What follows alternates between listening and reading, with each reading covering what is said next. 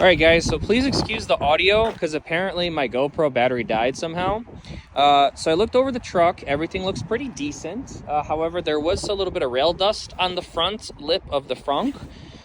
So again, excuse the audio. I'm just recording this from my iPhone because I still want to do the experience. Truck isn't back yet. It's back in detailing. Other than that, the truck looked pretty good. Why are we standing in front of this Model 3 Performance in the meantime? My buddy, a good friend of mine, is actually picking this up an hour after me. So by that time, detailing's freaking done with my truck and looking it over one more time because the service center here up in Clarkston, Michigan is pretty familiar with me. I got a good relationship with the service center and sales staff. They all know me. Let's take a look at my buddy's car. I looked it over a little bit before I started filming this and everything looks good. The only thing that I noticed right away from my eye, if you guys can see it, and I have a pretty particular eye, this door panel right here kind of sticks out a little bit more compared to the left. Now, personally, me, if this was my vehicle, I wouldn't give two shits about it, but it's just such a gorgeous car.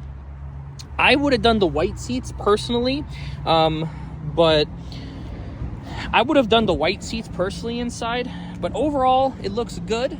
You guys can kind of see over here that it's got, obviously, the Ludicrous symbol. That is not a plaid symbol. There's a big difference between the two. But you can see they got these new 235/35 R20s. I believe they're staggered in the back and they're wider. Let's check it out. There's a million reviews for these online, but I figured I'd mix up the content a bit. And yeah, 275, so they're wider in the back. That's for traction and for looks, obviously. But overall, it looks great. It's a beautiful car. Particularly, I would have got the white seats so the gray can pop more because the white seats make everything pop more.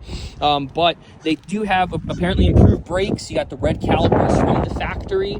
I've been inside a Model 3 Performance. I've driven one at Tesla events, and they are freaking nuts. A lot more power 60 to 130.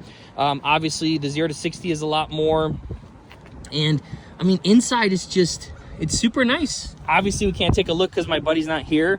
But when he comes, because like I said, by the time they're done with my truck and fixing that small little issue, you know, it'll look cool. But I like the look of his car. He had one of the early 2018 Model 3s, and it ran him well. He's still going to keep it, but, you know, he's just going to hang out, do his thing, take delivery, and that's it for right now.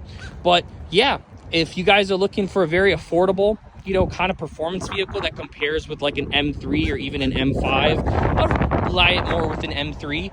This is great. I believe like it's under like 50K after the federal tax credit. What I heard last, like 46K in the US. Don't quote me on that. Go to Tesla's website and configure one yourselves.